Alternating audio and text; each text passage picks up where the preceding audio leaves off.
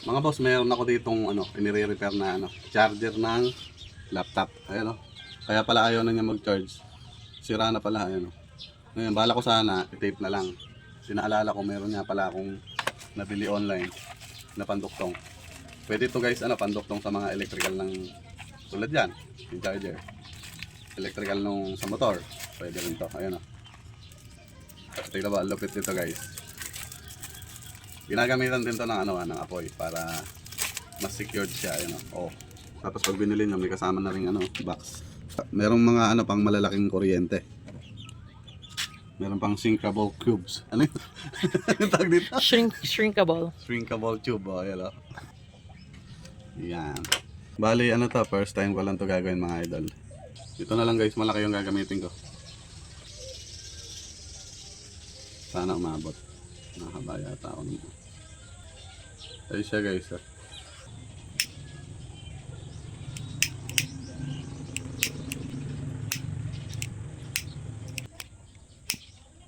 Ayun mga tol, nalusaw yung pinaka tinggado sa loob. Yun na yung mismong bumalot do sa mga wire. Ayan, pasukin pa natin. Kahit pala guys, hindi na natin pitpitin. Dahil pag pinaso nga natin yan, malulusaw na yung tingga. Yun na yung babalot sa mga wire.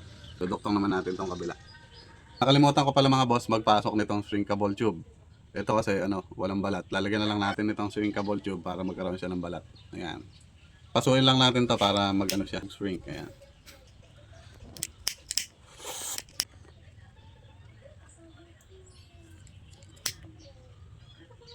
Ayan. Lagyan din natin. Ayan. Pero babawasan pala natin ng kalahati. Ayan.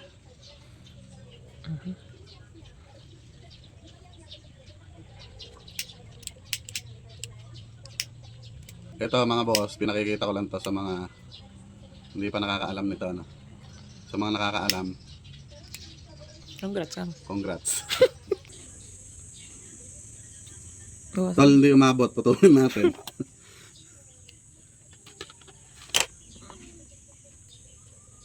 Ayun.